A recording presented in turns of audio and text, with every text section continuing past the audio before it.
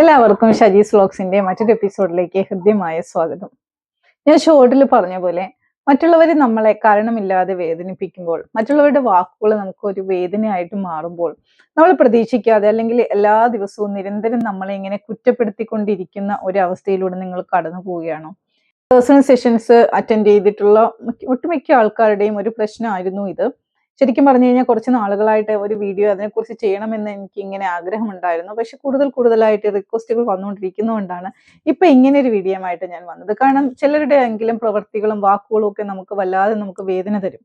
അപ്പം അങ്ങനെ ആ വേദനിപ്പിക്കാതിരിക്കാനായിട്ട് അല്ലെങ്കിൽ അതിനെ അതിജീവിക്കാനായിട്ട് നമുക്ക് ചെയ്യാൻ പറ്റുന്നത്, അതിനെക്കുറിച്ചുള്ള 5 ടിപ്പാണ് ഞാൻ ഈ വീഡിയോയിലൂടെ നിങ്ങളുമായിട്ട് ഷെയർ ചെയ്യുന്നത്. അപ്പം എല്ലാവരും അത് നിങ്ങൾ ആ സിറ്റുവേഷനിലൂടെ കടന്നു പോകുന്നവരാണെങ്കിൽ ചിലർക്കെങ്കിലും വൺസ് ഇൻ എ വൈൽ അങ്ങനെ ഒരു സിറ്റുവേഷൻ ഉണ്ടാകാറുണ്ട്. ചില വാക്കുകളൊക്കെ ചിലർ നിരന്തരം, ചിലർക്കൊക്കെ ആണെങ്കിൽ കണ്ടിന്യൂസ് ഡെയിലി ആ ഒരു സിറ്റുവേഷനിലൂടെ കടന്നു പോകുന്ന ആൾക്കാരും ഉണ്ട്. അപ്പം നിങ്ങൾക്ക് ഈ 5 ടിപ്പ് നിങ്ങൾക്ക് വളരെയധികം പ്രയോജനപ്രദമായിരിക്കും. നമ്മളെ ഇങ്ങനെ വേദനിപ്പിച്ച് വിഷമിപ്പിച്ച് നമ്മളെ വല്ലാത്തൊരു മാനസികാവസ്ഥയിലേക്ക് കൊണ്ടെത്തിക്കുന്ന ആ ഒരു സിറ്റുവേഷൻ, ഇത് മിക്കവാറും ചിലർക്കൊക്കെ ആണെങ്കിൽ അതൊരു സ്വഭാവ വൈകല്യം കൂടിയാണ് കേട്ടോ. അത് അവരുടെ നേച്ചർ, ആ ഒരു രീതിയിലാണ് അവര്. അപ്പൊ ഇതിൽ നിന്ന് നമുക്ക് എങ്ങനെ മറികടക്കാൻ പറ്റും? നമുക്ക് നമ്മുടെ എനർജി പ്രൊട്ടക്ട് ചെയ്യണം അല്ലെ? നമുക്ക് എപ്പോഴും നല്ല ഹാപ്പി ആയിട്ട്, നല്ല പോസിറ്റീവായിട്ട്, നല്ല അടിപൊളിയായിട്ട് നമുക്ക് നിൽക്കണം അല്ലെ? അപ്പൊ നമ്മൾ എന്താ ചെയ്യണം? നമുക്ക് ഇങ്ങനെയുള്ള ഈ ഒരു അനുഭവം നിങ്ങൾക്ക് ഉണ്ടായിക്കഴിഞ്ഞാൽ അതിനെ എങ്ങനെ നമുക്ക് തരണം ചെയ്യാം, അല്ലെങ്കിൽ നമ്മൾ നിത്യേന അതിലൂടെ കടന്നു പോവുകയാണെങ്കിൽ എങ്ങനെ നമുക്ക് നമ്മളെ സെൽഫ് നമുക്ക് പ്രൊട്ടക്ട് ചെയ്യാൻ പറ്റും എന്നുള്ളതിനെ കുറിച്ചാണ്. വീഡിയോ സ്കിപ്പ് ചെയ്യാതെ കാണുക.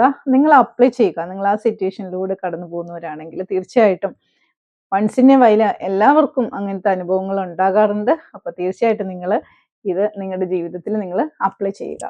ചില സന്ദർഭങ്ങളിൽ ഇപ്പം ജോലി ചെയ്യുന്നവരാണെങ്കിൽ നമ്മുടെ മേലുദ്യോഗസ്ഥര്, നമ്മുടെ സഹപ്രവർത്തകര്, ഇവരെല്ലാവരും ചിലപ്പോഴൊക്കെ ആണെങ്കിലും നമുക്ക് വേദനിപ്പിക്കുന്ന രീതിയിൽ സംസാരിക്കാറുണ്ട് അല്ലെ? നമ്മളെ താഴ്ത്തി കെട്ടുന്ന രീതിയിൽ, അല്ലെങ്കിൽ നമ്മളെ പരിഹസിക്കുന്ന രീതിയിൽ, അല്ലെങ്കിൽ നമ്മളെ കളിയാക്കുന്ന രീതിയിൽ ഒരുപാടൊക്കെ ഇങ്ങനെ സംസാരിക്കാറുണ്ട് അല്ലെ? അപ്പോഴും നമുക്ക് എങ്ങനെയാണ് അതിൽ നിന്ന് മറികടക്കാൻ പറ്റുന്നത് എന്ന് നോക്കിയാലോ. അങ്ങനെ ഇങ്ങനെ നിങ്ങളെ ആരൊക്കെ വേദനിപ്പിക്കാൻ ശ്രമിച്ചാലും, ആരൊക്കെ വിഷമിപ്പിക്കാൻ ശ്രമിച്ചാലും, ആരൊക്കെ നിങ്ങളെ ഇൻസൾട്ട് ചെയ്താലും അതിൽ നിന്നൊക്കെ നമുക്ക് മുക്തരായിക്കൊണ്ട്, അതിൽ നിന്നൊക്കെ അവരെയൊക്കെ പരാജയപ്പെടുത്തിക്കൊണ്ട് നമുക്ക് ധൈര്യപൂർവ്വം മുന്നോട്ട് പോകാനായിട്ട് ഈ 5 ടിപ്പുകൾ നിങ്ങളെ സഹായിക്കും ഉറപ്പായിട്ടും. അപ്പൊ ഫസ്റ്റ് ടിപ്പ് എന്ന് പറയുന്നത്, നമ്മളെ ആരെങ്കിലും മാനസികമായിട്ട് വിഷമിപ്പിക്കാനോ, നമ്മളെ ഹരാസ് ചെയ്യുവാനോ, നമ്മളെ ഇൻസൾട്ട് ചെയ്യുവാനോ ശ്രമിക്കുന്നതായിട്ട് നിങ്ങൾക്ക് തോന്നിക്കഴിഞ്ഞാൽ, അല്ലെങ്കിൽ അവരുടെ വർത്തമാനം ആ ഒരു ശൈലിയിലേക്ക് എത്തിക്കഴിഞ്ഞാൽ, നിങ്ങൾ മാക്സിമം ഒന്നാമതായിട്ട് നിങ്ങൾ ചെയ്യാനുള്ളത്, നിങ്ങൾ മാക്സിമം അതിൽ നിന്നും എൻഗേജ്ഡ് ആകാതെ നോക്കുക. മനസ്സിലായോ? ഡിസ്എൻഗേജ്ഡ് ആയിട്ട് നിൽക്കാനായിട്ട് നിങ്ങൾ ശ്രമിക്കുക. നിങ്ങൾ ഒരാള് നിങ്ങളെ ഇൻസൾട്ട് ചെയ്യുകയാണ്, അല്ലെങ്കിൽ നിങ്ങളെ വിഷമിപ്പിക്കുകയാണ്, എപ്പോഴാണ് നിങ്ങൾക്ക് അങ്ങനെ തോന്നുന്നത്? നമ്മൾ അവരുമായിട്ട് കൂടുതൽ എൻഗേജ്ഡ് ആയിട്ടിരിക്കുമ്പോഴാണ് അല്ലെ ഒരുപാട് വിഷമം നമുക്ക് തോന്നുന്നത്. എന്നാൽ ഇവരിങ്ങനെ പറയുന്നല്ലോ എന്ന് നമുക്കുള്ള ഒരു ഫീലിംഗ് നമുക്ക് വരുന്നത് നമ്മൾ കൂടുതൽ അവരുമായിട്ട് എൻഗേജ്ഡ് ആവുന്നതുകൊണ്ടാണ്.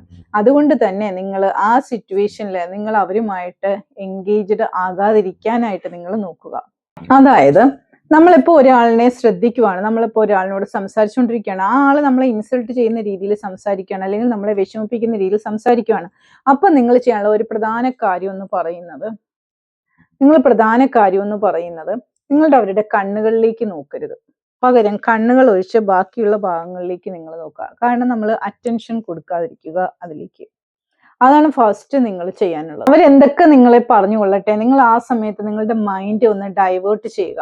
മനസ്സിലായോ? അതുപോലെ തന്നെ അവരെന്തൊക്കെ പറഞ്ഞു കഴിഞ്ഞാലും നിങ്ങൾ കൂടുതലായിട്ട് അതിനൊന്ന് റെസ്പോണ്ട് ചെയ്യാനായിട്ട് നിങ്ങൾ പോകണ്ട. മനസ്സിലായോ? കാരണം നിങ്ങൾ എന്തെങ്കിലും അങ്ങോട്ട് പറയാനായിട്ട് അവരെ കൺവിൻസ് ചെയ്യാൻ ശ്രമിച്ചാൽ പോലും അവരതൊന്നും അവർക്ക് അവരത് കേൾക്കത്തില്ല. കാരണം എന്താ? അവരുടെ ഉള്ളിന്റെ ഉള്ളില് നമ്മളെ വേദനിപ്പിക്കാൻ വേണ്ടിയിട്ട് അവരത് പറയുന്നത് അല്ലെ? അപ്പം അത് നമ്മളെ എപ്പോഴും, നമ്മളിനി എന്ത് പറഞ്ഞാലും അവരത് കേൾക്കാൻ പോകുന്നില്ല. അതുകൊണ്ട് നമുക്ക് ചെയ്യാൻ പറ്റുന്ന ഒരേ ഒരു ടിപ്പ് എന്ന് പറയുന്നത്, ഡൈവേർട്ട് യുവർ സെൽഫ്.